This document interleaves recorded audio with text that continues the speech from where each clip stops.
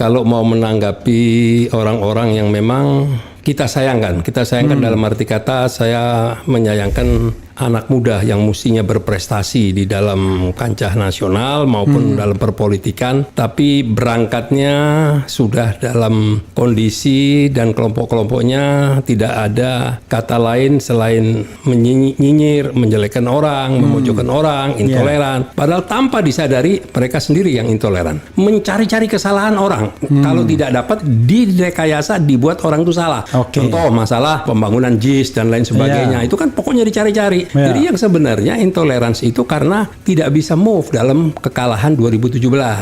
Jadi kesimpulannya menurut saya pernyataan itu sebenarnya lebih pada offside-nya Grace saja ya. Ya, menurut saya masih 50-50 kalau itu keluar dari Prabowo sendiri.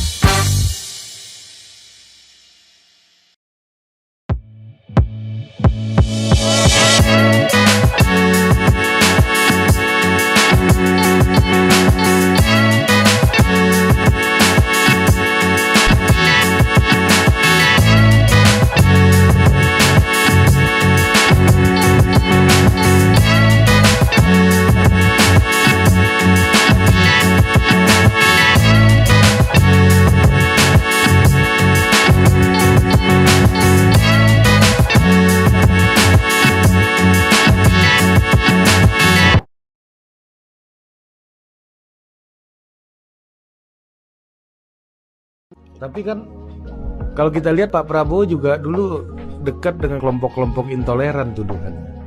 Di mana PSI dianggap menerima orang yang dekat dengan orang yang berseberangan dengan ideologi PSI.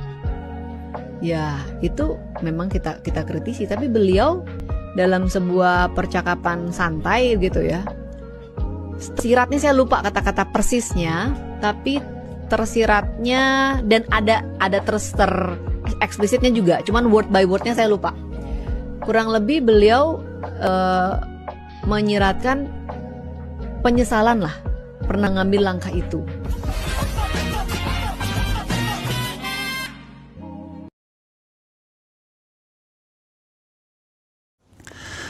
Assalamualaikum warahmatullahi wabarakatuh, sobat RH sekalian. Jumpa lagi di channel yang keren ini. Keren channel. Ya, sahabat sekalian, bicara tentang kelompok intoleran ya. Jadi kalau kita menonton penyanyiran, ini kita bicara kelompok intoleran. Jadi sahabat sekalian, di depan saya ada orang yang sangat representatif mau bicara mengenai kelompok intoleran dan dukungan terhadap Prabowo tempo hari. Kiai Haji Yusuf Martak. Assalamualaikum warahmatullahi wabarakatuh. Waalaikumsalam warahmatullahi wabarakatuh. Saudara sekalian ya, saya panggil Syekh Yusuf. Beliau adalah ketum ya, ada istilahnya ketum ya. Ketum Gerakan Nasional Pengawal Fatwa Ulama. Ketum GNPF Ulama, Gerakan Nasional Pengawal Fatwa Ulama. Dan Ketua Majelis Syuro PA 212, Persaudaraan Alumni 212. Ketua Majelis Syuro PA 212. Persaudaraan Alumni 212. Persaudaraan Alumni. Jangan-jangan Majelis Syuro FPI juga enggak ya? Enggak, itu lebih senior lagi. Lebih senior lagi ya. Oke. Jadi sahabat daerah sekalian, saya penasaran sama beliau ya. Karena kan beliau termasuk salah satu orang yang bisa dimintai konfirmasi tuh kalau seandainya ada yang bilang dulu Prabowo didukung oleh kelompok intoleran. Ini dalam tanda kutip kurang ajarnya tadi presenternya bukannya Prabowo dulu didukung kelompok intoleran. Dia sendiri yang menuduhnya. Yang kedua, dan seperti dibenarkan oleh Grace Natali dan selalu kita lihat kan kalau kelompok intoleran sudahlah. Kita kan frankly speaking pasti dikaitkan dengan pilkada DKI, kan begitu? Ya, lalu setelah pilkada DKI ya 2019. Kemudian dikaitkan dengan sekarang disebut Three Pillars mungkin ya, GNPF Ulama, FPI dan PA kemudian 212. PA 212. Kalau kita bilang FPI sekarang bukan yang front Pembela Islam. tapi front persaudaraan Islam ya, dan itu organisasi yang sah. Yang dulu sah juga sih sebenarnya, semuanya sah. Apa yang ada terlintas di benak Syekh Yusuf ketika mendengar pernyataan dua orang tadi yang bercakap-cakap? Bukankah Prabowo dekat dulu didukung kelompok intoleran, satu, ya kan? Yang kedua, Grace dengan bahasa yang katanya ya dia sendiri tidak begitu firm menangkapnya, tapi adalah secara informal santai mengatakan ada penyesalan untuk itu. Lalu Gus Yassin dalam tanda kutip, dengan kurang ajar juga dalam tanda kutip ya, Gus Yassin bilang kalau intinya kalau you menyesal, kami lebih menyesal lagi. Lalu kemudian Din Samsudin mengatakan pernyataan itu merugikan Prabowo Subianto. Itu dulu, silakan saya. Ya, terima kasih. Ya. Jadi begini, Bung Refli, kita kalau mau menanggapi orang-orang yang memang kita sayangkan dalam arti kata saya menyayangkan anak muda yang mestinya berprestasi di dalam kancah nasional maupun dalam perpolitikan, tapi berangkatnya sudah dalam kondisi dan kelompok-kelompoknya tidak ada kata lain selain menyinyir, menjelekkan orang, memojokkan orang, intoleran. Padahal tanpa disadari mereka sendiri yang intoleran. Oke. Kenapa saya bilang begitu? Ya kan? Apakah dia sudah memastikan bahwa itu betul-betul dari kata-kata Pak Prabowo? Oke. Ya kan? Masih menduga-duga. Saya tidak tahu persis. Makanya kata Habibur Rahman, dia ini menafsirkan dari tafsir. Betul. Jadi bukan menafsirkan dari teks, tapi menafsirkan dari tafsir. Oke, betul. silakan. Karena apa? Ya sudah, itu dagangannya. Iya. Nggak ada lagi dagangannya. Seperti contoh ketuanya, begitu juga kan, cari kesalahan. Pokoknya kerjaannya mencari-cari kesalahan orang. Kalau tidak dapat, direkayasa, dibuat orang itu salah. Contoh masalah pembangunan JIS dan lain sebagainya. Itu kan pokoknya dicari-cari. Jadi yang sebenarnya intoleransi itu karena tidak bisa move dalam kekalahan 2017. Padahal kan kalau kita lihat kekalahan 2017 tapi kan dibalas dengan kemenangan besar di 2019. Satu pilpres, satu pilkada DKI kan nggak imbang mestinya. Persis, kalau kemenangannya benar-benar didapat dengan kemenangan yang murni. Iya. Nah, kalau kemenangan itu memang nyatanya memang ada rekayasa dan lain sebagainya, jadi kepercayaan diri itu pasti tidak ada. Oke. Nah, jadi sebelum jauh-jauh hari, sebelum pilpres yang 2024, sebelum pendaftaran, bla bla bla, sudah mulai mencari-cari, iya kan? Nah, kita nih tolong dipahami kepada anak-anak muda, terutama Grace ini ya kan. Dia jangan nganggap kita ini tidak tahu siapa di belakang dia, siapa bohirnya dia dan lain sebagainya. Kita ini tahu, jadi memang pesanan yang anti-Islam banget. Nah, betul tadi Pak Din Samsudin menyatakan akan merugikan Prabowo. Sorry, ini tentu kan nanti kalau Grace mendengar ini ya silakan dibantah ya, silakan dijawab. Tapi memang begitu ya konstelasinya. Artinya dia pun sebenarnya bukan orang yang independently menyatakan itu, tetapi memang ada kekuatan-kekuatan lain di belakang itu ya, Syekh ya. Iya, otomatis. Nah, kenapa? Karena tidak punya fondasi, tidak punya. Tapi ini statement yang bisa dipertanggungjawabkan tentu ya. Tentu. Oke. Kelihatan tidak punya. Ini partai ini menurut saya tidak punya misi, tidak punya visi, tidak punya misi. Nah, jadi coba lihat satu-satu mulai mundur, satu-satu meninggalkan.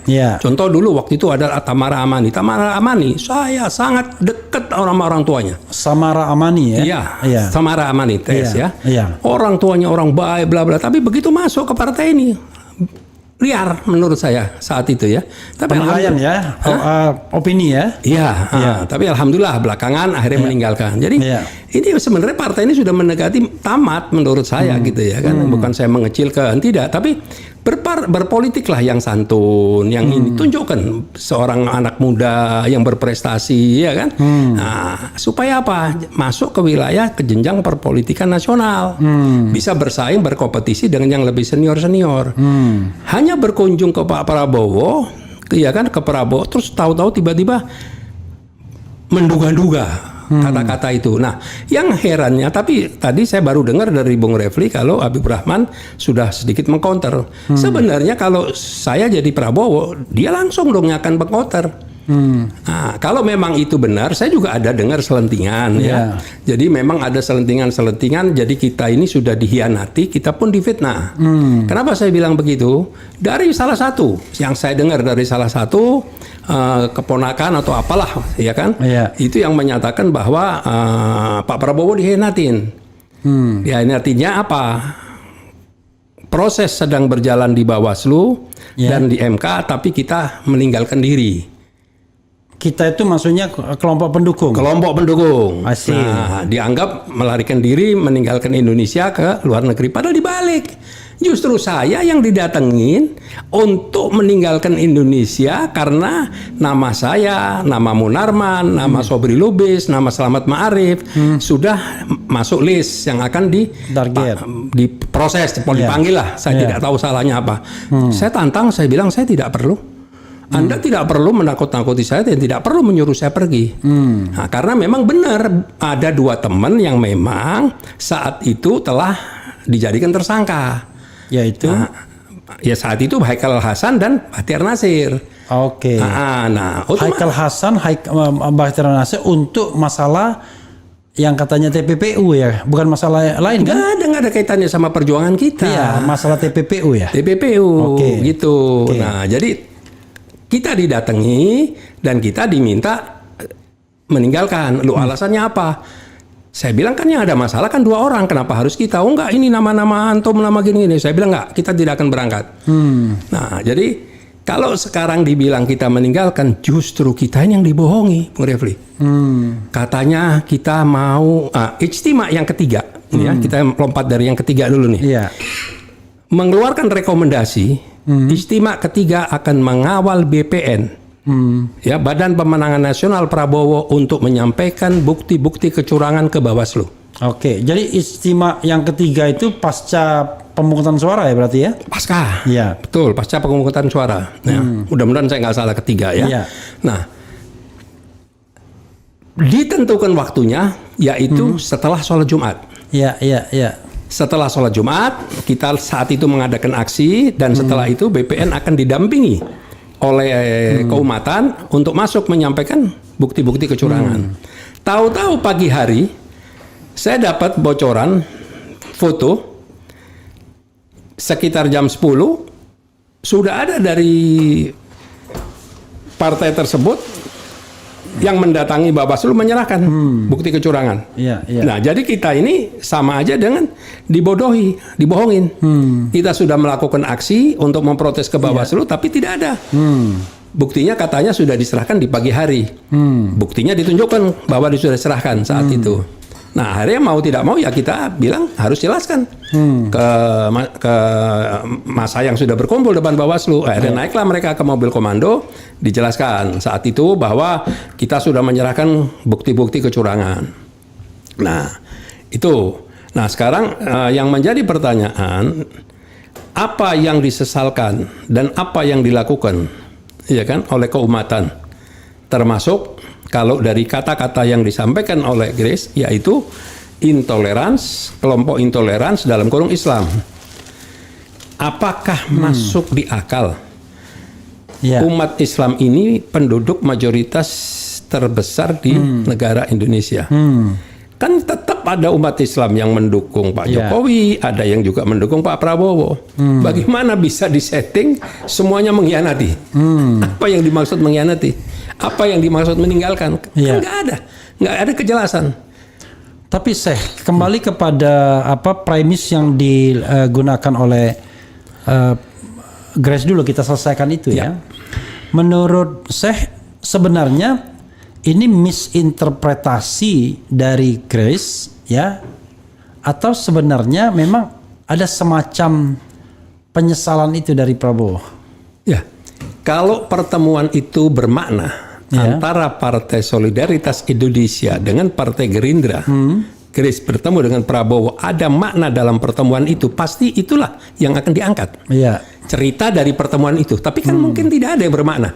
Iya. Yang diangkat adalah orang yang dikunjungi menyatakan sempat menyesal dan lain sebagainya. Loh, kalau bicara menyesal, saya ini orang yang pertama sebelum memberikan dukungan sudah bertemu langsung dengan Pak Prabowo. Sambil minum saya. Ya, terima kasih. Ini Arabica saya. Ya, wah, mantap. Mantap. Jadi di situ saya sudah menjelaskan, membicarakan bahwa Nggak pakai gula, pakai gula. Nggak usah, ini cukup. Oh, kalau enggak ada gula aren. Boleh coba. Silakan. Boleh. Saya kasih gula aren. Boleh coba. Enaknya di RH Channel kita bisa main ngobrol sambil kopi. Betul. Jadi gimana? Lalu? Nah, jadi di situ saya berbicara. Saat itu saya itu bertiga pertama bertemu. 2 kali bahkan. Yang pertama saya kalau tidak salah bertemu di Otista. Di kantor teman dengan Pak Prabowo. Kita diskusi. Pak Prabowo sangat membutuhkan dukungan kita. Itu menjelang 2019 atau 2019 itu sendiri? Menjelang. Jadi sudah mendapat rekomendasi dari istimewa yang kedua. Oke. Nah, yang kedua kita makan malam bertiga di rumah Pak Prabowo juga. Nah, di situ juga disampaikan. Ya, makasih. Juga disampaikan. Nah, memang benar ada ucapan dari Pak Prabowo. Bagaimana caranya tidak terlalu menyolok dukungan ini. Asik. Iya kan? Nah, nanti kalau saya sudah menang, ya otomatis kita berikan peluang, kita berikan kesempatan, kita berikan lah gitulah bahasa-bahasa itu. Tapi saya selalu berargumentasi berbeda. Saya bilang, Pak, kalau memang ikhlas butuh dukungan, nggak bisa sembunyi-sembunyi. Iya kan? Karena Bapak tidak salah, ini secara konstitusional dan kita ini bukan organisasi yang terlarang, bukan gerombolan, kita ini tidak dibayar, kita ini tidak ada kontrak, kita ini tidak ada kesepakatan, kita tidak minta apa-apa, kita membiayai diri kita sendiri Rp1. Kalau ada yang pernah berbicara, pernah memberikan Rp1, silakan berhadapan dengan saya. Jadi clear, kita ini tidak pernah Rp1 pun menerima apapun. Jadi kesimpulannya menurut saya pernyataan itu sebenarnya lebih pada offside-nya Grace saja ya? Ya, menurut saya masih 50-50 kalau itu keluar dari Prabowo sendiri. Iya, rasanya kalau kita pakai nalar ya, kok menyesal? Kalau tidak ada dukungan kelompok Islam, nggak ada suaranya. Nah, makanya nanti saya akan bicara ke situ. Iya kan? Kalau kelompok abangan sudah katakan sudah ke PDI, misal, ya contohnya begitu. Terus nanti Islam yang modernis, ya kan? Sudah ke Anies, misal. Nah, yang mau dukung ini siapa? Iya. Mendukung siapa? Saya nggak ngerti gitu. Umat Islam yang mana? Yang toleran atau yang nggak toleran? Yang mana? Apa yang pernah dilakukan oleh kita? Kalau cuman PSI kecil banget kan ibaratnya. Saya nggak tahu itu apa bisa diterima apa nggak. Saya nggak tahu. Iya. Orang semua juga tahu kan. Oke, jadi kita lampaui itu bahwa ya kita anggap saja bahwa nggak mungkin lah Prabowo menyesal seperti itu ya. Itu kan offside-nya Grace Natali aja mungkin ya dalam menafsirkan omongan itu. Iya, tapi dalam perjalanan tatkala Pak Prabowo sudah dinyatakan kalah, kan akhirnya diajak bergabung. Tanpa ada basa-basi, tanpa ada bicara, tanpa ada diskusi, pemberitahuan pun saja tidak ada. Ya, silahkan kalau memang dianggap tidak ada perlunya. Kita nggak ada masalah. Yang bergabung kita tidak ada masalah. Kita senang, nggak ada masalah. Cuman ingat, orang yang pernah jungkir balik, orang yang pernah mendukung, yang berdarah-darah, yang meninggal, yang lain sebagainya, itu banyak. Nggak pernah ada yang ngurusin. Tapi di akhir-akhir mengeklaim katanya sudah dibantu. Yang membebaskan adalah dari kelompok Prabowo dan lain sebagainya. Sampai dibawa-bawa selama Habib di penjara, semua dibiayai, pengacaranya dibiayai. Siapa? Ketemu siapa? Duduk sama siapa? Silakan bicara di media. Kita akan counter semua atau berhadapan-hadapan dengan kita. Oke. Jadi tidak ada itu semua. Saya ingin mengatakan justru yang merasa ditinggalkan adalah kelompok pendukungnya ini kan, terbalik ya. Betul. Gitu. Itu. Nah, udah gitu makanya tadi saya bilang sudah kita ini dihianatin, difitnah pula sekarang. Oke. Makanya saya kalau ada yang menyatakan, karena ini saya dengar ya, saya nggak tahu ya. Bagi saya yang saya dengar itu adalah saya tidak tahu benar atau tidak, tapi dari keluarga dalam yang menyatakan bahwa kita meninggalkan. Saya bawa paspor nih, Bung Refli. Oke. Paspor saya lihat, saya agak emosi memang mendengar dianggap saya melarikan diri. Ini paspor saya ada, dan di sini saya mencatat tanggal-tanggal proses di MK. Ya. Yeah. Tanggal 21 sampai 24 Mei adalah permohonan. Ya. Tanggal 11 Juni registrasi. Tanggal 28 Juni MK membacakan keputusan sengketa. Ya. Semuanya saya ada di Indonesia. Oke. Jadi apa yang dibilang kita meninggalkan? Kita tidak tipe yang kayak begitu. Justru yang menjadi pertanyaan, kesepakatan tidak akan menempuh jalur MK, kok tiba-tiba menempuh jalur MK? Waktu itu kesepakatan siapa tidak menempuh jalur MK itu? Permintaan beliau sendiri. Oh, I know. Artinya dia nggak percaya proses di MK ya? Tidak percaya. Makanya ada protes di Bawaslu itu ya? Iya. I see. Dan yang lebih konkret lagi dibentuklah tim 8 pengacara. Oke. Iya kan? Yang diketuai oleh Bambang Wijayanto. Oke. Nah, Tim 8 itu di antaranya ada Denny Indrayana. yang beracara di MK itu. Yang beracara di MK. Yang awalnya sebenarnya bukan bagian dari kesepakatan. Iya, nah saya waktu mendengar adanya penunjukan kepada 8 orang pengacara, saya kaget, saya protes keras saat itu. Akhirnya ditengahinlah oleh Pak Safri Samsudin. Oke. Nah, diberikan penjelasan begini. Akhirnya saya diajak bertemu di rumah beliau. Dihadirkan 8 orang di rumah Pak Safri. Oh, di rumah Pak Safri. Ya, Oke. saya hadir saat itu. Iya. Saya dengan Haji Munarman, Iya. dengan Ustadz Slamet Ma'arif, Ustadz Sobri Lubis, dan Habib Hanif Alatas. Di sebelah kanan saya masih ingat saya duduk di tengah, sebelah kanan saya waktu itu BW berhalangan hadir, Denny Indrayana ada, Nasrullah ada, terus ada beberapa Lutfi, terus beberapa pengacara. Lutfi Yazid ya? Iya, kalau tidak salah. Lutfi Yazid, teman saya juga itu. Betul. Saya mau diajak, tetapi saya nolak waktu itu. Karena saya sudah tahu pasti kalah. Oke, ya. Gitu. Nah, di sebelah kiri dihadiri oleh Sudirman Said, oleh Sandiaga Uno, oleh Daniel Azhar. Daniel Anzar. Ya. Oke. Ya. Nah, disitulah terjadilah diskusi. Saya malah saat itu yang saya pertanyakan adalah keberadaan Denny Indrayana. Karena ada kedekatan dengan salah satu konglomerat.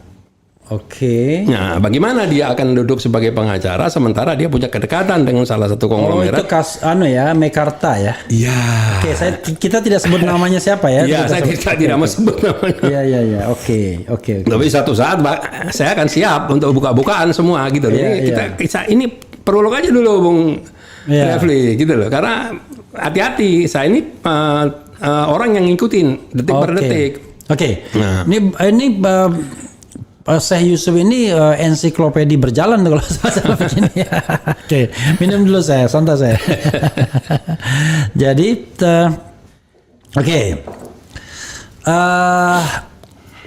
itu perjalanan ketika dukungan kemudian macam-macam ya. Tapi memang sebenarnya gini. Dalam konteks 2014 kan belum ada yang namanya GNPF gitu-gitu 2014 kan? Enggak, belum. FPI juga belum mendukung Prabowo pada waktu itu ya?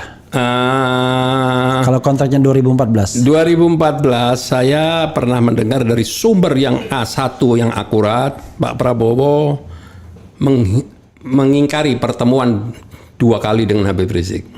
Oke, sudah mau dipertemukan? Sudah janji, tapi yang datang kalau tidak salah Pak Hatta Rajasa. Oke, belum pernah bertemu ya? Belum. Makanya itu 2014. Ya. Waktu itu kan belum ada 2 organisasi ini, belum ada GNPF, belum ada PA212 tentunya. Adanya cuma FPI. Tapi Pak Prabowo belum pernah bertemu. Belum. Pertemuan yang kedua juga begitu. Yang datang wakilnya. Yang ketiga Habib Rizik tidak datang. Oke. Dan FPI FPI akhirnya mendukung pasangan Prahara Prabowo Hatta Rajasa itu. Nggak tahu, saya belum bergabung. Kita tidak kita spesifikkan karena ada keterbatasan informasi ya. Jadi di 2019 itu kan sudah ada 3 organisasi ini, 3 pillars ini kan. Ada. Sudah ada FPI, GNPF Ulama, masih sudah GNPF Ulama ya? Masih GNPF MUI. Oh masih GNPF MUI, oke. GNPF MUI. Iya. Kemudian satu lagi PA212, oke. Pertanyaannya adalah bagaimana ininya, cikal bakalnya untuk sehingga tiba-tiba klop ada dukungan seperti itu. Karena Prabowo mendatangi tokoh intoleran. Oke.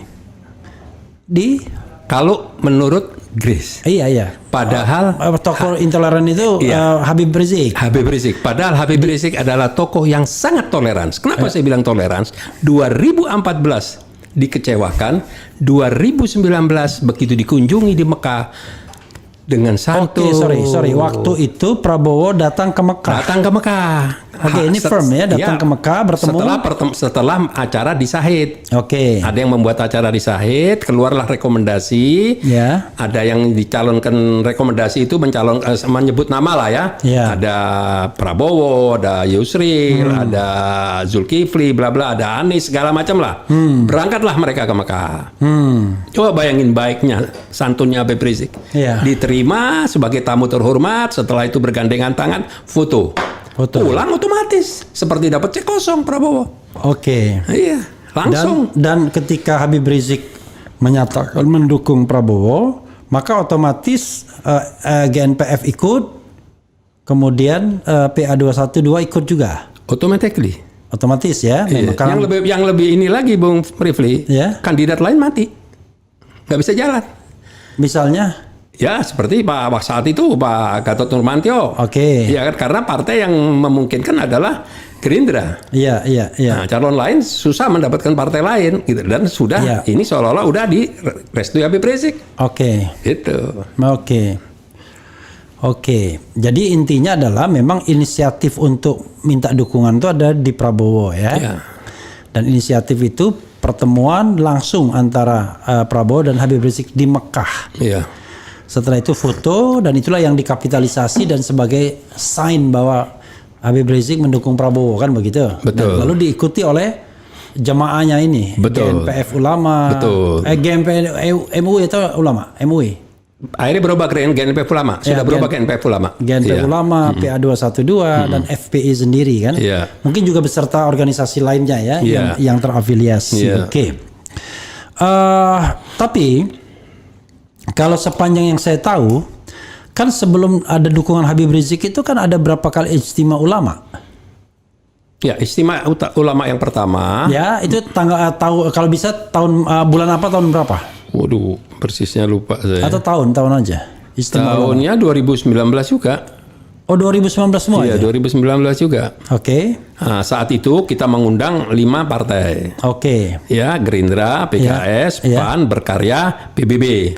Oke. Nah, kita undang Gubernur DKI saat itu Anies Rashid Baswedan juga kita undang. Oke. Di situ. Nah, dari situlah keluarlah rekomendasi. Apa rekomendasinya? Nah, rekomendasinya kita akan membuat ijtima kedua untuk menentukan siapa capres yang akan kita dukung. Oke, jadi ijtima pertama itu belum ngomong apa-apa. Belum. Oke. Lalu ijtima yang kedua dihadiri 1.500. Ya, gabungan antara ulama, habaib, tokoh nasional. Di mana? Di Sleepy Hotel. Oke. Peninsula Hotel. Oke, Hotel Peninsula di Sleepy ya. Sleepy, betul. Ya. Betul. Hasilnya? Yaitu hasilnya akan membuat ijtima yang kedua untuk menentukan kandidat yang mau kita dukung. Enggak, itu baru ijtima pertama yang 1.500 itu. Iya. Nah, lalu ijtima yang keduanya? Ijtima kedua barulah keluar rekomendasi. Di mana? Dihadiri oleh kurang lebih hampir sama ya. Iya, kurang lebih hampir sama. Nah, disitulah keluar rekomendasi mencalonkan capres Prabowo dengan wapresnya 2 pilihan dari kalangan ulama. Ya. Satu, Dr. Salim Sagaf Al-Jufri selaku Ketua Majelis Syuro, yang dimana beliau adalah Ketua Majelis Syuro Partai PKS, dan dia juga sebagai boleh katakan backgroundnya Ustadz, lulusan Madinah, jadi keulamaannya dapat, politisnya dapat. Oke. Gitu. Dan satunya murni ulama UAS. Oh, ijtima ulama kedua itu merekomendasikan 2 orang ini. Iya. Salim Segaf Al-Jufri Dan dengan Ustadz Abdul Somad. Oke. Iya. Nah, tapi lagi-lagi ditolak. Yang nolak Prabowo yang menolak. apa kaitannya sama Prabowo? Kenapa? Apa kaitannya dengan Prabowo? Ya, Prabowo mungkin punya kandidat. Oh, sorry. Kandidat Sorry, lain. maaf. Ini untuk menentukan wakil presidennya. Ya. Lalu presidennya kapan menentukan ijtima ulama menentukan presidennya? Setelah ditolak, Ya. Prabowo menyatakan saya akan menggandeng Sandiaga Uno. Oh, bukan. Maksud saya kapan ijtima ulama menentukan Prabowo sebagai calon presiden? Istimewa yang pertama, kedua. Kedua. Iya. Oh, sorry. Ijtima kedua itu Prabowo presidennya, wakilnya alternatif. Salim Segaf Al-Jufri dengan atau UAS. Ya, kita sodorkan, silakan dipilih. Ya, tapi Prabowo menolak. Oke, Ya, lalu Pak Prabowo menyatakan saya akan pilih Sandi. Oke. Nah, karena ini hasil dari istimewa, ya kita mau tidak mau mengembalikan kepada istimewa yang berikutnya. Oke. Kita sampaikan kepada peserta istimewa yang kedua. Ini hasil keputusan oleh Prabowo adalah akan memilih Sandiaga Uno sebagai wapres. Disampaikan di dalam forum. Loh, kan tadi kan penentuan itu di ijtima kedua. Iya. Tapi hari itu juga disampaikan, hari itu juga ditolak, maksudnya begitu? Iya, begitu kita menyerahkan rekomendasi, ditolak. Nah, begitu ditolak, langsung dijelaskan lagi saat itu juga? Enggak, kita buat istimewa lagi selang berapa waktu. Istimewa yang ketiga berarti? Istimewa ketiga. Oke. Disitulah kita sampaikan bahwa ini sekarang Pak Prabowo menolak dan Pak Prabowo mau mengambil Sandi. Apakah kita tetap akan mendukung Prabowo dengan Sandi? Istimewa memutuskan tetap. Ya udahlah, lanjut. Mendukung mereka gitu loh. Tapi Jokowi lebih cerdas. Kita yang buat istimewa berkali-kali mengusung ulama, Prabowo menolak, Jokowi mengambil ulama. Ya bahkan kan? Ketua MUI. Berarti jelas bukan hanya kita, bukan hanya Prabowo, Jokowi pun memakai politik identitas. Oke. Iya. Nggak beda sebetulnya, ini kan cuma akal-akalan aja gitu loh. Iya. Giliran ijtima ulama menyodorkan ulama dengan politik identitas. Iya. Tapi kalau yang lain enggak. Iya, begitu. Oke. Lalu itu ya, dan keputusannya tetap mendukung ya. Mendukung. Syekh, ada nggak pada bagian ini sebelum saya tanya, kok sekarang sepi-sepi aja? Yang mau di-share lagi oleh Syekh Yusuf. Nah, ini pertanyaan lebih berat dari yang tadi semua, Bang. Kenapa saya nyatakan begitu? Pengalaman saya 2019. Itu kalau lihat foto-foto saya, dokumentasi saya yang banyak mendampingi Prabowo bicara di media. Saya berani bersumpah saya tidak menawarkan diri dan tidak memajukan diri untuk di samping berdiri, enggak. Saya diminta dan dicari. Mana Yusuf Marta? Buruan, suruh saya mau ketemu media ke depan gini, iya kan? Sampai sedemikian rupa 8 bulan kita sudah berkeliling daerah. Kelompok kita ini keliling daerah tanpa 1 rupiah ada yang biayain. Kelompok kita itu maksudnya yang FPI, 212, GNPF Ulama. Apa yang dikerjakan? Pokoknya kelompok-kelompok intoleran dalam tanda kutip itulah. Versi Grace. Intoleransi. Kita apa? Kita memberikan edukasi, kita sosialisasi, kita menjelaskan bagaimana pengawalan di TPS, bla bla bla bla dan lain sebagainya.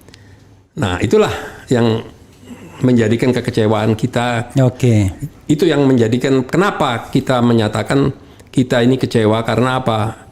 Perjuangan kita sebesar itu dan kita yakin bahwa saat itu kita menang, Prabowo itu sebetulnya menang. Yakin kan? Begitu? Sangat yakin. Sangat yakin. Nah, tapi dengan mudahnya kita dipatahkan. Dan jangan salah, Bung Refli. 8 pengacara ditunjuk, ini belum bekerja, ditunjuk lagi pengacara lain. Iya. Makanya saya bilang kalau buka-bukaan berat. Saya ini benar-benar ngikutin dari awal gitu loh. Iya. Oke. Nah, nanti silakan ditambahkan lagi saya. Pertanyaannya begini. Sekarang ya kita tahu bahwa pendaftaran itu kalau mau ditambah lagi saya. Cukup. Kalau mau pendaftaran itu kan nanti Oktober. Walaupun saya baca ada yang keliru mengatakan tanggal 7 sampai 9 September, tapi yang saya tahu Oktober. Iya. Nanti November pengumumannya, lalu 45 hari kampanyenya. Betul. Sampai sekarang kok masih sepi-sepi aja ya kelompok intoleran ini dalam tanda kutip. Maksudnya tidak bergerak kemana-mana. Kenapa? Kan pada waktu kemarin juga belum pendaftaran, ya kan? Waktu Prabowo bahkan dicarikan wakilnya kan begitu. Betul. Gitu. Bahkan mencarikan calon presidennya kan begitu. Betul. Nah kalau sekarang kok kesannya sepi-sepi aja dari ijtima. Dulu ada ijtima, entah ijtima dari mana kayak katanya mencalonkan Sandi kira-kira 1 tahun atau 2 tahun yang lalu. Yeah. Tapi ya saya mengatakan ini entah jurusan mana kita nggak ngerti ya. Tapi ijtima ulama yang pernah mendukung Prabowo itu sampai sekarang kok belum belum ada gaungnya gitu. Yeah. Kenapa? Jadi gini, pertama-tama saya mundur lagi ke belakang. Sebelum kita mengadakan ijtima, kita mengadakan roadshow. Oke. Kita membentuk tim, kita mengadakan roadshow, berkunjung ke masing-masing partai. Yaitu 5 partai tadi. Dan satu syaratnya setiap kunjungan kita ditemui oleh ketua umum dan sekjen. Oke. Dan saat itu Pak Prabowo juga nemuin kami, Muzani, Pak Drizon, ada Giono, ikut duduk semua di situ. Nah itu Gerindra. Yang lainnya juga sama. Oke. Nah, saat itu ijtima mengusulkan kandidat capres dan cawapres itu sudah jelas.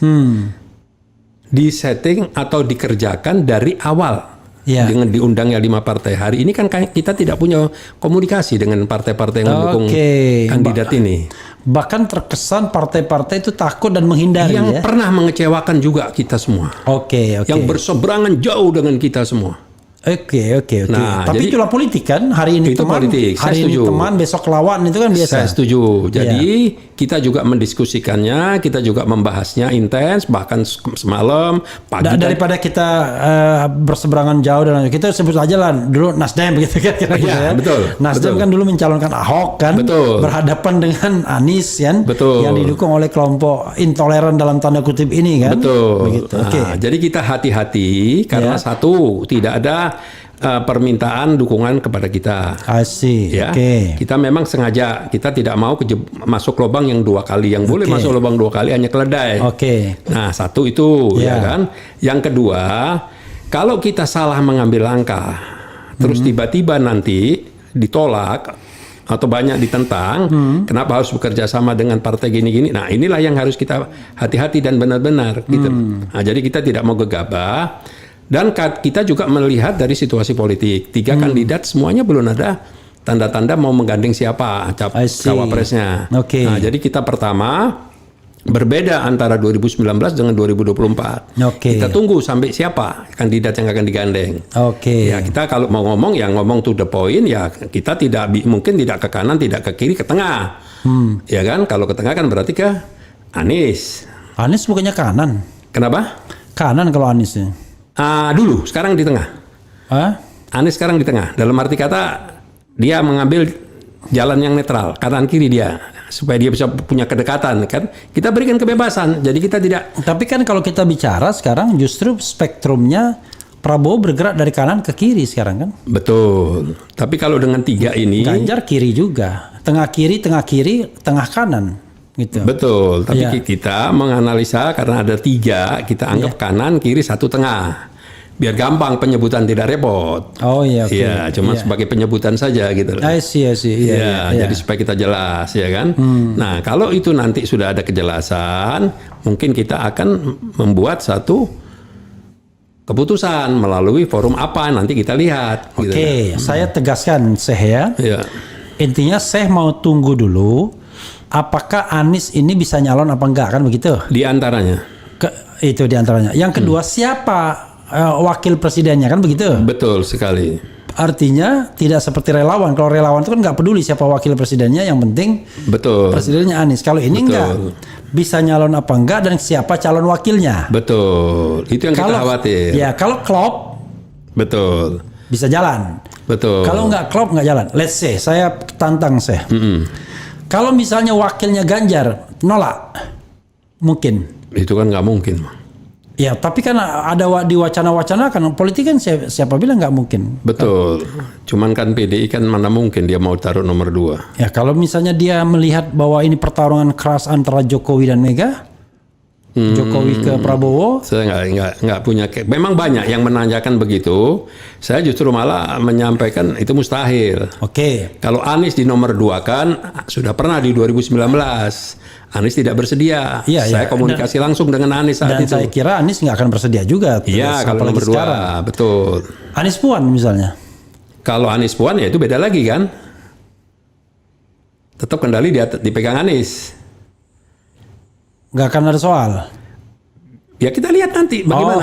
Makanya putusan bukan di perorangan, bukan di kita gitu loh.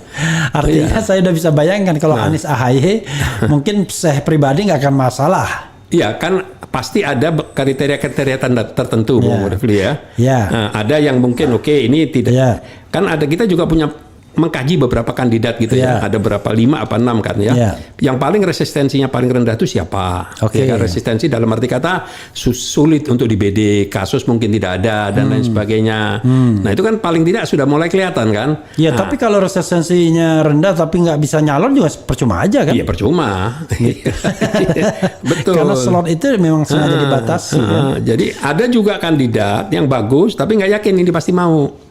Oke. Udah takut duluan. Nah, ini kan Oke. antara takut sama nggak takut ini. Karena kan. takut dicap intoleran gitu ya. Iya bukan intoleran tapi masih ada yang cawe-cawe gitu lah. Oke, itu. oke. Nah, jadi kita harus benar-benar wise lah kita dalam berpikir, I kita know, sabar I lah. know. Iya kan? Oke, kalau kita bicara tentang ini kan politik kan biasa. Kadang-kadang aduh orang baperan dengan politik itu. Intinya adalah Syekh dan kawan-kawan itu akan menolak calon presiden yang dalam tanda kutip dikendalikan istana. Pasti menolak. Ya apa gunanya? Oke. Artinya kalau misalnya yang dicawe-cawein nggak mau ya? Ya apa gunanya perubahan? I see. Kita kan Oke. butuh perubahan. Oke, ya walaupun malu-malu ya udah jelas arahnya sebenarnya. Cuman tadi ya masih bergantung jadi apa enggak dan berpasangan sama siapa ya. Betul. Oke. Karena kita tidak mau kita kejebur yang kedua kali. Ya dan intinya adalah kesannya nyodor-nyodorkan diri ya kan. betul. Dan yang Apalagi ada dulu kira-kira setahun yang lalu aktivis dari satu partai itu mengatakan tidak akan lagi berhubungan dengan apa gitu-gitu ya.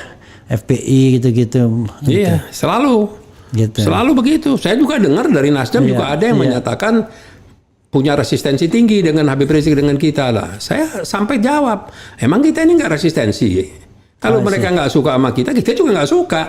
Oke. Kita kan kasarnya kan begitu Bang Rewi. Iya, Kan? iya, Kita iya. ini kan lillahi ta'ala. Iya. Lu jual, gue beli. Kalau perlu terima reparasi. Oke. Kurang lebih begitu aja. Kalau lu baik, kita juga baik. Seh, kita bacakan komentar ya. Kita nggak terasa nih sudah 40. Sementara mulut saya sudah mulai sudah mulai ngiler-ngiler nih mau makan. Beliau di sini saya bilang kalau ke sini jangan lupa bawa the mandi, the king of mandi ya kan, luar biasa lah, La Razeta ya. Di tempat jangan lupa di tempatnya ya. Thank you, Oke, La Razeta. Nanti akhir ini kita buka kita makan. Yang lainnya juga udah mulai ngiler-ngiler juga ya. Kita bacakan komentar sahabat era sekalian ya, dan biasa saya namanya pro dan kontra dan lain sebagainya. Ya wajar lah. Bagi umat Islam yang akidahnya benar, pemilu itu bukan menang kalah, tapi di barisan mana kita berada, barisan kanan atau kiri. Betul. This is a good point ya. Nanti ingat saya ini perlu dikomentari tuh. Yeah. Soalnya bukan menang dan kalah, tapi di mana kita berpihak kan begitu ya. Betul. Oke. Kemudian PSI anti-Islam sangat cocok bergandengan tangan kepada capres yang tidak pernah sholat. I don't know exactly. Ini juga personal. Betul. Walaupun sebenarnya kalau kita mau bicara tentang demokrasi yang terbuka, dan dia mau jadi presiden sah dong, personal life-nya dibuka sebenarnya. Betul. Ketika dia contoh misalnya ya Amerika Serikat kan masyarakat yang paling cuek tuh dengan hubungan-hubungan personal. Tapi begitu once Anda mau jadi kandidat presiden, lain lagi persoalannya. Iya, benar. Pajaknya dibuka, apanya dibuka, macam-macam. Oke. Kita kok tiba-tiba tabu membukanya. Bahkan kalau ada kasus korupsinya dihentikan dulu. Gimana ini? Oke. Prabowo sudah berkhianat, apa yang diucapkan dikampanyekan Wowo itu berubah 180 derajat setelah jadi menteri. Jokowi janjinya timbul dan tenggelam bersama rakyat hanya penipuan. Oke, ini terlalu agak keras kritiknya, tapi saya katakan itu kritik ya.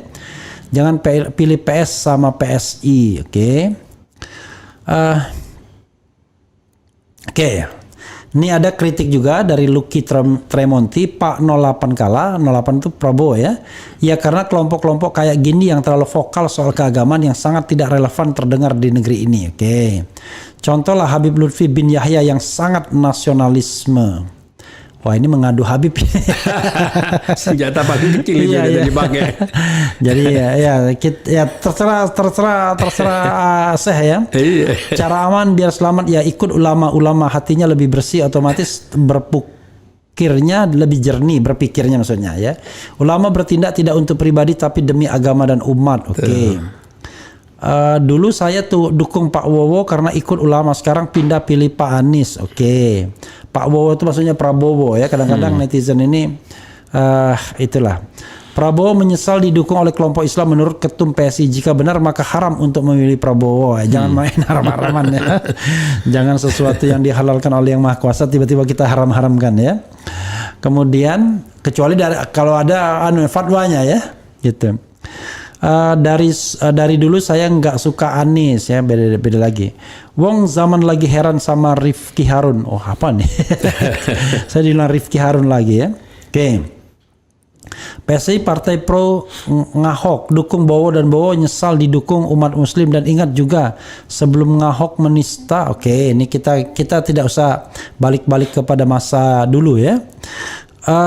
Silakan saya dikomentari pertanyaan terutama tadi pertanyaan soal menang dan kalah itu soal lain, tapi yang paling penting adalah di mana kita berpihaknya gitu. Dan lalu tadi yang dari Lucky Tremonti tadi yang agak keras katanya Prabowo kalah itu ya karena yang begini-begini ini katanya orang-orang yang terkesan gitu ya, wah terlalu vokal soal agama dan lain sebagainya yang membuat yang didukung kemudian kalah. Walaupun versi lain mengatakan menang sebenarnya. Oke, silakan. Ya, jadi kita kembali lagi kepada topik awal. Iya. Intoleransi. Iya. Apakah kita mendukung Pak Prabowo itu pernah menanyakan keislamannya, pernah sholat apa tidak, dan lain sebagainya? Kita tidak pernah.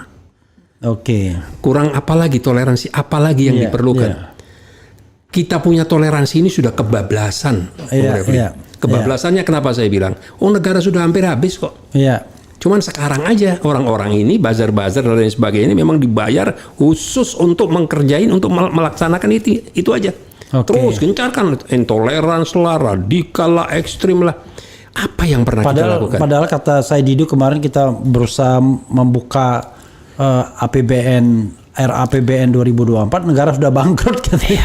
Kalau dibilang radikal, lebih radikal mana seorang aparat kepolisian bintang 2 apa bintang 1 membunuh anak buahnya sampai 5 peluru? Kita pernah bunuh apa kucing enggak, semut enggak? Iya. Nggak ada. Jadi semua ini hanya framing aja. Selalu jadi yang kasihan institusinya. Iya. Kena daripada sumpah atau mungkin kekecewaan orang dan lain sebagainya.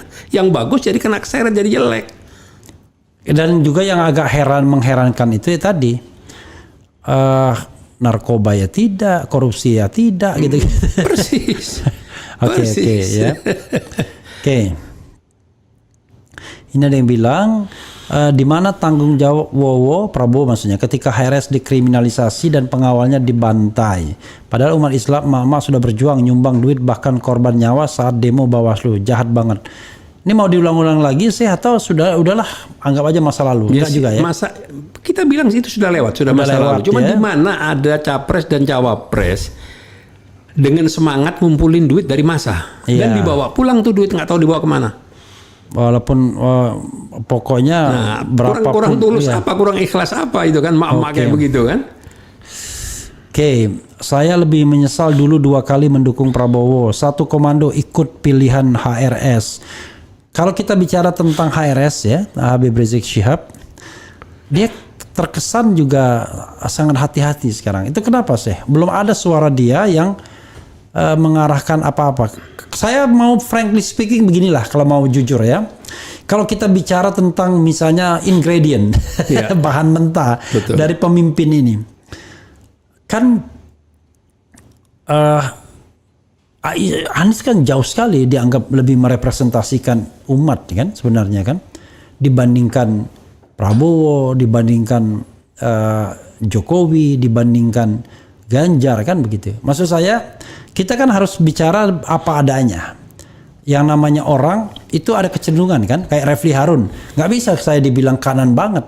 Pas ibaratnya mimpin sholat yang besar aja nggak pernah ya kan, ngaji di depan umum juga nggak pernah, ceramah juga nggak pernah. Jadi karena itu kalau menempatkan saya pasti di barisan ya tengah-tengah kanan sedikit, kira-kira begitu kan. Karena ilmunya ya begitu-begitu aja. Kalau di tengah bareng manis doang. Kenapa? Kalau di tengah berarti bareng sama manis. Iya, artinya tengah-tengah doang, tengah-tengah kanan doang. Iya kan? Tapi kalau misalnya Habib Rizik kan berbeda. Dia bisa memimpin umat, dia bisa memberikan guidance, dia bisa memunculkan ayat, ya kan? Dan kadang-kadang yang membantahnya orang yang nggak paham juga, ya kan? Betul. Ya. Tapi kok sekarang kesannya dia hati-hati, sembunyi-sembunyi, diam-diam atau gimana, Syekh? Ya enggak juga, kan kalau 2019 Habib kan adanya di Mekah. I see. Sekarang ini kan Habib berada di Indonesia, Tapi jadi masih dalam status bebas bersyarat bebas bersyarat. sampai Juni 2024 kan? Iya. Iya. Tapi yang minta restu, minta masukan, nunggu instruksi, waduh, hampir setiap hari 20-30 ulama, kiai dari daerah-daerah tuh semua menanyakan terus. Habib bilang sabar. Oke, Sabar. maksudnya dia nunggu komando gitu ya? Betul. Oke. Nah, dan Habib terupdate sekarang ini beda. Waktu sama di Mekah kita hanya cuma bisa main dari WA, Iya, iya. nunggu sebulan sekali kita ke sana. Kalau sekarang everyday Iya, dia bisa dia mendengar. sendiri bisa mantau. Bisa mantau dan bisa mendengar masukan-masukan. Dan masya Allah Langsung, sekali. ya. Orang saya kagum sekali dengan Habib Rizik tuh mau mendengar. Bahkan kadang-kadang kita ini diberikan kesempatan bicara seluas-luasnya, baru menganalisa, baru mengambil kesimpulan, dan kesimpulan keputusan pun diambil secara mufakat bersama. Sekarang pertanyaannya, saya sendiri percaya dengan instrumen pemilu ini, saya meragukan. Iya, saya meragukan karena dari kandidat-kandidat dan tokoh penanggung jawab di pemilu, dipasangnya orang di KPU dan lain sebagainya, dan sudah ada beberapa indikasi-indikasi. Cuman kan kita sebagai warga negara yang baik kan tetap kita harus menjunjung tinggi kan, ini kan hajatan hajatan setiap 5 tahun sekali ya. Kita akan tetap ikut ini itu hajatan nasional, hajatan konstitusional. Mau tidak mau secara konstitusional dan ini hajatan nasional ya kita akan tetap, makanya kita akan mewaspadai. Nah, itulah yang akan kita pertanyakan nantinya, Bung Refli.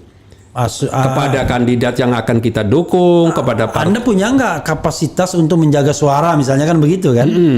Kalau nggak ada gunanya kan? Iya, kalau kita diberikan kesempatan, dulu kan sudah kita tawarkan, kan tidak pernah dilibatkan. Oke. Dulu pernah menawarkan untuk menjaga suara. Sampai selesainya pencoblosan, saya belum pernah melihat SK. Sedangkan nama saya masuk di Dewan Pengarah 8 orang. Dewan Pengarah BPN. Tapi SK-nya nggak pernah terima. Dan saya pertanyakan kepada 8 orang ya, saat itu kita rapat ada 5-6 orang, dari yang 8 orang ini satu pun tidak pernah ada yang melihat SK. Oke, tiba-tiba secara lisan saja tiba-tiba Ya, Oke. nama sering dipanggil kalau di acara-acara, tapi tidak pernah secara formal ada deklarasi, SK dikeluarkan, dibentuknya tim, dideklarasikan saat itu tidak ada. Kalau kita mau jujur ya, kan ada kesan bahwa GNPF Ulama, PA212 dan FP ini sebenarnya tidak sekuat seperti kemarin juga. Bahkan kemarin tuh ada yang mengatakan itu kan karena ada ada gelombang lain yang membuat kemudian gelombang itu menjadi besar ya, 212 itu. Gimana penilaian itu? Ini kita kaitkan dengan kemampuan kelompok ini ya, so-called kelompok ini untuk bisa misalnya dilibatkan dalam mengawal perolehan suara misalnya. Ya, jadi begini, Bung Refli. Iya. Kalau saat-saat itu aparat tidak serepresif sekarang. Kalau kita bicara untuk aksi-aksi di lapangan. Ya. Tapi kalau yang namanya loyalitas tidak ada berubah. I see. Tidak ada berubah. Saya bukannya bicara tinggi, tidak. Buktikan saja. Ada nggak dari kita yang sudah benar-benar membelot, menyimpang atau menyeberang jauh? Insya Allah nggak ada sampai hari ini. Ya, Apalagi satu dua tokoh mungkin ya. satu dua tokoh yang memang nggak punya masalah, kurang lebih biar aja lah kita lepas saja. Tapi secara organisasi tetap solid ya. Alhamdulillah. Oke, misalnya kalau saya tunjuk kekuatan FPI dulu dengan sekarang sama saja atau gimana? Saya melihat kalau dari cakupan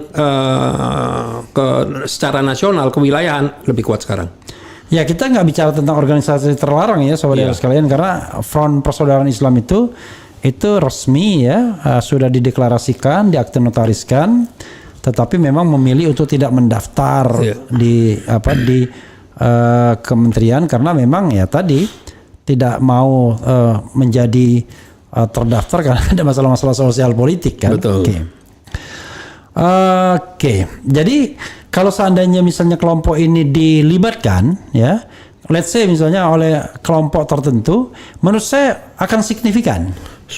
Jadi begini, kalau boleh bicara agak arogan sedikit ya. Kita akan melihat seperti apa ya. Ya, bagi saya sangat naif sekali lah 2024 ini ya. Sebentar kelari ke sana, sebentar buat koalisi namanya ini, sebentar berangkat ke sana, tahu-tahu lari lagi ke Prabowo bergabung segala. Saya kalau boleh mencoba menganalisa dari hasil-hasil rapat kita, 3 partai yang bergabung pun itu menurut saya dalamnya sudah keropos. I see. Sudah lari sebagian, sudah ke Anies dan lain sebagainya. Oh, 3 partai yang bergabung ke Prabowo. Iya, kurang lebih. Ini menurut saya. PAN, Golkar, dan PKB. PKB menurut saya. Oke, tidak apa-apa. Saya sedih sekali kalau menganalisis saja dipermasalahkan. Betul. Okay. Ya, kenapa saya bilang begitu? Nah, sekarang pertanyaan, kalau harus dijumlas, iya kan? Saya masih yakin jauh lebih besar loyalis Habib Rizik dengan sisa-sisa partai yang bergabung. Kalau bisa menghadirkan 13-11 juta di Monas, itu kan orang yang datang 1 orang. Iya. Kalau kali 4 sudah berapa? Jadi kalau 20 juta aja bagi saya tidak terlalu berlebihan gitu lah. Nah, boleh dibuktikan. Sekarang boleh dibantah, tapi ayo dibuktikan nanti di 2024. Tapi misalnya ya, tiba-tiba katakanlah salah satu kandidat membutuhkan kelompok ini untuk mengawal suara. Ya kan? Dengan militansi dan lain sebagainya. Selama ini kan yang paling jago untuk mengawal suara kan PKS biasanya. Karena militansi mereka kuat. Betul. Karena begini biasanya, kalau kita mau mengawal suara, kita mau nongkrong dari pagi sampai sore, kira-kira begitu. Betul. Kalau misalnya begitu selesai kita pulang, orang lain bisa macam-macam. Betul. Kelompok ini siap, Syekh? Sangat siap. Dan tidak perlu dengan biaya yang berlebih-lebihan, bahkan kalau perlu tidak ada biaya. Oke. Itu yang kita lakukan di 2019. Tapi mereka seperti mengemis, minta surat tugas tidak pernah diberikan. I see. Iya, sebenarnya kita harus bedakan antara pemantau dengan surat tugas sebagai saksi ya. Betul. Kalau surat tugas sebagai saksi kan biasanya itu dari partai politik. Betul. Ya kan? Tapi kalau pemantau yang mencatat hasil kan bisa saja, Syekh. Betul. Ada misalnya C1 plano sekian-sekian, lalu kirim send ke pusat atau data centernya kan bisa sebenarnya. Betul. Tapi kan legalitas satu dan kredibilitasnya kan tidak ada kalau tanpa diminta, tanpa ada persetujuan, tanpa ada kesepakatan dengan kandidat. Iya. Laporannya nggak bakal bisa bilang. Bukan begitu. Itu kan sudah harus masuk sistem dong. Betul. Kalau nggak masuk sistem ya nggak akan acceptable ini laporannya. Gitu. Betul. Karena kan saya sekarang sedang mengembangkan sistem yang bisa laporan C1 itu masuk ke data center begitu ya. Jadi ribet kita ini gara-gara kita nggak yakin pemilu bisa jurdil. Benar. Makanya akhirnya perlu ngitung sendiri. Karena kan kalau partai itu Bung Refli Iya. kan begitu nanti kan mereka sibuk sendiri masing-masing ngurusin pencalekan, Iya. ini dan itu, Iya. pilpresnya dan lain sebagainya. Kalau kita kan tidak ada beban itu, tidak ada nyalek, tidak ada Oke. apa, ya kan? Oke, jadi bisa konsentrasi penuh ya. Bisa konsentrasi penuh, full. Oke. Apalagi nih ya? Bang Refli Harun dan Syekh Yusuf, tolong hati-hati akan adanya kekerasan, penculikan karena podcast ini ngomongin Wowo. Soalnya ada media di Twitter yang diancam diduga pihak Wowo karena memberitakan Wiju Tukul. No, kita tetap bicara tentang politik secara umum. Betul. Ya. Kita tidak bicara hanya Prabowo saja, tapi kita bicara tentang kandidat lainnya kan. Saya kan tanya tadi, apakah ke Anies ya, apakah ke Prabowo, apakah ke Ganjar ya kan? Kenapa saya tidak mau tanya Ganjar? Kayaknya nggak punya story-nya, tidak punya historinya kelompok ini, ya kan? Ada ibaratnya kontak dengan Ganjar sebagai kandidat. Kalau dengan Prabowo, paling tidak ada historinya, ada story-nya. Dengan Anies belum ada story-nya juga, ada historinya Pilkada 2016. Jadi kalau kita membicarakan lebih banyak porsinya kepada Anies dan Prabowo ya wajar kan sebenarnya. Iya benar. Atau jangan-jangan kelompok ini berpikir juga untuk dukung Ganjar. Belum, nggak ada pikiran ke situ. jadi yang kita bicarakan, yang kita sampaikan itu kan adalah semuanya adalah true story. Satu, Iya. yang kedua adanya isu-isu yang memang keluar. Oke. Kalau satu, dua mungkin kita tidak tanggapi. Makanya tadi waktu pembukaan saya, kenapa kok tidak Prabowo sendiri yang mengkonter omongan Grace? Iya, Karena selesai clear, kita udah nggak perlu lagi berkomentar, tidak perlu bantah. Dia takut. Karena yang dirugikan beliau sendiri. Ya, tapi dia kalau dia bantah PSI, jangan-jangan mikir dia, waduh nanti istana nyoret dia. Dan berbisa ini lidah ini. Iya, Ini iya, berbisa, bukan bilang kelompok intoleran, bukan. Dalam kurung Islam. Ya nanti kita lihat lagi ya, memang. Tapi begini juga Syekh ya. Saya terus kita kan kalau ada gaya bahasa itu ada pars pro toto, totem pro parte. Kita menyebut umat Islam tapi untuk organisasi-organisasi tertentu kan. Demikian juga kalau kita menyebut organisasi tertentu, kita nggak bisa bedakan dengan umat Islamnya ya. Menyebut sebagian tapi untuk mewakili yang banyak. Nah, itu namanya pars pro toto kalau nggak salah. Atau terbalik saya. Pokoknya intilah ini gaya bahasa. Nah, persoalannya adalah orang kan akan selalu mengatakan, ya itu kan kelompoknya Syekh Yusuf saja, masa diidentikan dengan Islam? Kan Islam banyak tuh, ada yang juga di Jokowi, ada yang juga di Ganjar, ada juga di mana-mana begitu. Justru pendukungnya Prabowo banyak yang bukan dari kita. Iya, Kiai ulama-ulama, Kiai Maksum almarhum itu datang dari Situbondo, nggak ada kaitannya sama kita. Punya kedekatan dengan Pak Prabowo, sangat dekat sekali. Banyak. Maksudnya? Iya, jadi bukan hanya kita yang mendukung ulama itu, yang mendukung Pak Prabowo saat itu bukan kita saja. I see. Jadi nggak bisa dibilang kita ini intoleransi dan lain sebagainya, nggak berarti semua dong intoleransi umat Islam. Oke. Nggak boleh dong digeneralisasi gitu ya kan? Ya, oke. Jadi sebenarnya jangan hanya dilihat FPI, GNPF Ulama dan PA212-nya saja. Betul. Karena ada juga kiai-kiai lain, kelompok-kelompok Islam lain yang mendukung. Betul. Bahkan secara perseorangan kita ingat Adi Hidayat. Betul. Waktu itu. Kemudian Adi Hidayat, Abdullah Ustaz Abdul Somad. Kemudian Abdullah Jimnasyar ya kan, Iya, semua. Agim dan lain Semua. sebagainya. Lah terus siapa yang mau mendukung? Jadi maaf aja ini, minoritas tuh jangan over gitu loh. Oke. Iya kan, kalau di mana-mana Islam itu sebagai mayoritas, minoritas selalu aman. Minoritas punya kekuatan sedikit aja seperti sekarang, tingkah lakunya over. Oke. Penistaan dan lain sebagainya. Kenapa kalau saya bilang, Prof? Kenapa penistaan kepada Tuhan, kepada Allah, kepada Rasul, kepada Al-Quran sering terjadi? Karena kita tidak pernah menistakan agama lain. Iya. Kitab suci agama lain. Coba kita nistakan. Iya. Jadi apa negara ini kan saling balas membalas. Iya. Nggak pernah kita sama sekali kan. Tapi mereka berambisi terus memojokkan. Nah, si kandidat-kandidat ini menikmati juga. Mesti cukup dong, sudah 2 kali maju misal, ya kan maju capres, kedua sudah pejabat. Mesti kan lebih kenegarawanannya kan mesti ditunjukkan kan. Iya, iya. Itu. Kita berharap dari semua tokoh-tokoh partai, khususnya ketua umum partai, jangan melenggang, tidak melihat ke belakang. Kita ini tahu mereka ini tersandera semua. Iya, iya. Jadi iya. seolah-olah mereka itu takut, salah, tersandera punya kasus lah. Pertanyaan saya, yang nyandera siapa? Yang nyandera ini putih seperti kain kafan, nggak punya kasus, nggak punya masalah, kan bodoh. Iya. Mesti kan bisa diangkat juga kalau memang mau membenahi negara ini gitu lah. Iya. Mau memberantas korupsi, mau memberantas ini, ya kan. Artinya supremasi hukum ditegakkan dan lain sebagainya. Kan mereka kalau bergabung kalau mau politik saling sandra ya, yang disandra dan yang menyandra belum tentu. belum tentu kalau mereka semua parlemennya bersatu. Iya, iya. Iya kan, tapi nggak punya nyali. Oke. Di kita jadi sliding udah ketakutannya berlebihan. Makanya kalau punya kasus jangan jadi ketua umum. Iya kan? Kan masih banyak kader yang lain. Masa satu partai aja digadein tergantung satu ketua umum. Iya, oke.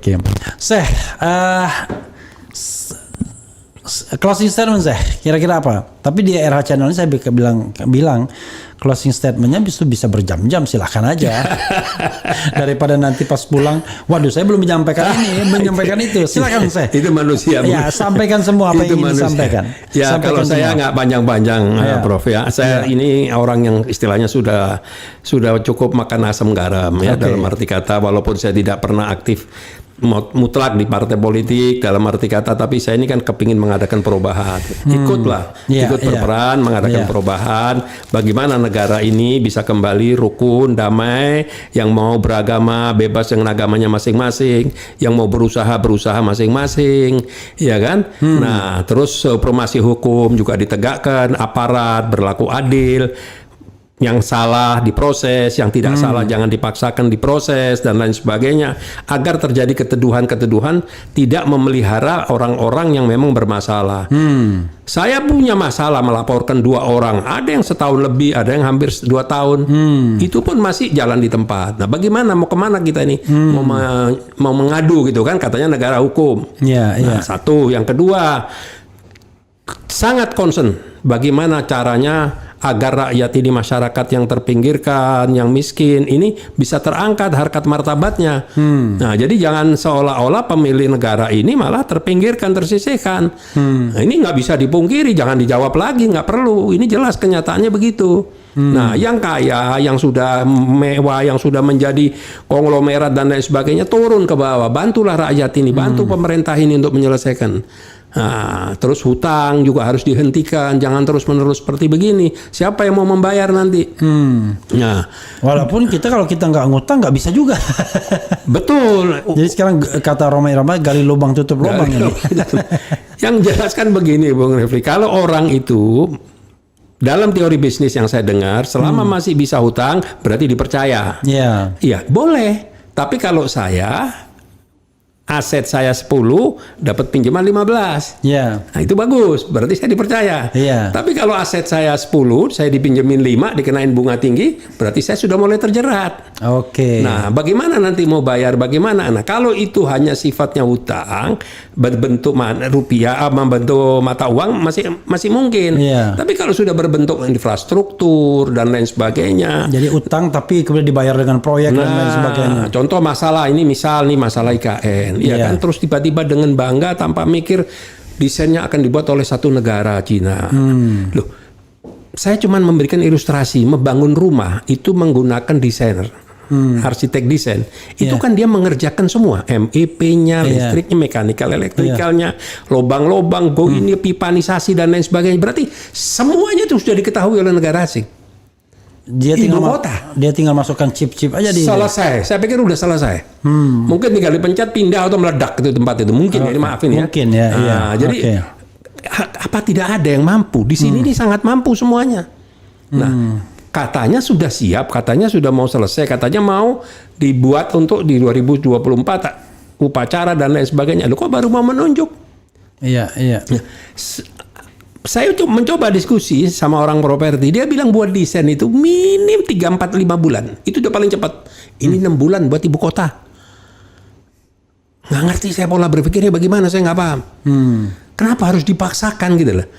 Kalau memang mau itu memang benar, itu menjadi program jangka panjang, ya silahkan dijalankan. Nanti nggak perlu buru-buru. nggak perlu buru-buru, tinggal dilanjutkan kepada penerusnya, yang penerusnya juga nyaman untuk melanjutkan. Iya, Jadi bukan- pelan-pelan. jadi jangan diketok semuanya sekarang. Tidak seperti for sale itu kayak kejar target ya. Betul. Kan Jadi masih saudara sekalian, kita harus bedakan antara tidak setuju dengan timing, ya kan? betul. Kalau bicara pemindahan ibu kota, dulu zaman Soeharto juga ada. Iya. Kan mau dipindah di Jonggol, tapi kan nggak berhasil. Iya. Nah, oke lah, katakan sekarang sudah overlap. Iya. Tidak membenahi infrastruktur di dalam kota dan lain sebagainya, dibiarkan urban masuk setiap tahun kan begitu kan. Oke, katakan akan pindah ibu kota, nanti kan tinggal diatur bagaimana yang pindah apa pemerintahannya atau apanya dan lain sebagainya. Tapi buatlah ini proyek jangka panjang. Bangun rumah aja, saya mau tanya, ada nggak kontraktor yang bisa menyelesaikan rumah seluas 100-200 meter setahun? Nggak ada. Iya. Nggak ada. Pasti kalau finish selesai ya hancur, nggak karu-karuan. Oke. Ini ibu kota, gedung-gedung besar. Iya. Belum lagi nanti kita mau tanya gedung-gedung yang dijadikan kayak apa mau diapain? Kecuali film DKI, Dono Kasino Indro dulu. Nah, oke. Dia bilang gedung ini dia ngomong sama bule. Kalau di Amerika, di negara saya ini cuma 1 bulan, ya kan? Lama-lama kesel. Dari gedung ini dari mana? Ini berapa lama bikinnya? Nggak tahu ya. Tapi yang jelas kemarin belum ada. Jadi coba gedung-gedung pemerintahan, gedung perkantoran yang ada di Merdeka Utara, Merdeka Selatan itu mau kemana? Nanti mau dibawa kemana? Siapa yang mau beli? Nggak ada orang mau beli. Nggak mungkin mau dirubuhkan, mau dibuat hotel, mau dibuat apartemen, udah lewat semua masanya. Oke, the final say, apa sih? Silakan. Ya, saya berharap, Final say. saya berdoa, saya berdoa mudah-mudahan Presiden yang sekarang Pak Jokowi benar-benar bisa memberikan legasi kepada calon presiden yang akan memimpin yang ke depan. Tapi jangan jangan sampai diintervensi atau diarahkan atau diharuskan melanjutkan. Bahkan saya mendengar, mudah-mudahan saya salah. Kalau yang menang siapa nanti yang didukung oleh dia, kabinetnya punya juga ini juga katanya. Nah, ini kan jadi ngeri kita yang dengar ini. Nah, ini kalau memang tidak ya silakan dijawab, silakan diklarifikasi dan lain sebagainya. Yang penting marilah kita bersama-sama menyambut pemilu jurdil, damai, keluar seorang presiden yang benar-benar bisa berpihak kepada hajat rakyat dan masyarakat banyak. Dan yang kedua, bagaimana Indonesia harus diperhitungkan di kancah internasional. Kalau sekarang jangan dianggap dunia luar tidak tahu. Setiap negara punya perwakilan di Indonesia semua. Mereka juga tahu semua. Mereka baca berita, semuanya mereka tahu apa yang terjadi di sini. Jadi kita jangan merasa kita seolah-olah tidak ada yang tahu dunia internasional. Dibiarkan memang mereka tidak mau cawe-cawe. Nah, itulah yang saya harapkan. Dan para buzzer-buzzer ini sudahlah, hindari semuanya. Kita ingin kerukunan berjalan dengan baik. Kita bermasyarakat supaya kita ini benar-benar dihormati oleh dunia internasional. Itu aja yang saya harapkan. Lebih tidak berharap apa-apa. Itu aja, Bung Refli. Oke, sobat era sekalian, itu dari Syekh Yusuf Martak ya, Ketua Umum GNPF, Gerakan Nasional Pembela Fatwa Ulama, yang biasanya dengan dua sekondannya FPI dan PA212 itu sering sekali mengadakan kegiatan-kegiatan termasuk aksi unjuk rasa dan lain sebagainya. Kita nantikan apa gebrakan mereka selanjutnya, terutama untuk Pilpres 2024. Tapi sebelum kita tutup, terima kasih saya sudah dikasih ini saya. Sama-sama. Oke, ini kita biasa. buka ini. Ini kesukaan Prof. Refli ini kita mesti bawain. Jadi saudara sekalian, terima kasih banyak ya. Nah, satu aja, satu jalur aja. Oh, satu jalur ya? Iya, situ aja lebih enak. Oke. Jadi biar tertutup. Oke. Nah, luar biasa ya. Nasi mandi kambing. Oke. Lara Zeta. Lara Zeta ya, jangan lupa ditebet. Tebet. Barat dalam raya 17. Apa? Tebet? Barat dalam raya 17. Barat dalam raya 17. Nomor 17. Lara Zeta ya. Oke. Makasih saya. Sama-sama. Wassalamualaikum warahmatullahi wabarakatuh. wabarakatuh. Pokoknya kalau saya datang ke sini, saya pajakin ke nasi Oh, kami. ikhlas. Oke, Ikhlas. thank you very much.